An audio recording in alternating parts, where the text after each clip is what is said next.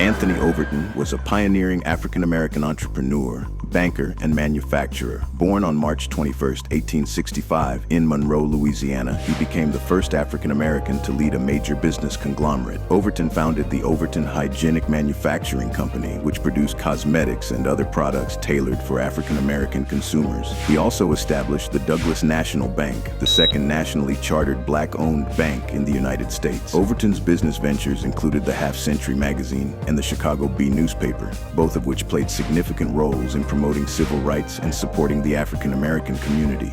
His achievements earned him numerous accolades, including the NAACP Spingarn Medal in 1927. Anthony Overton.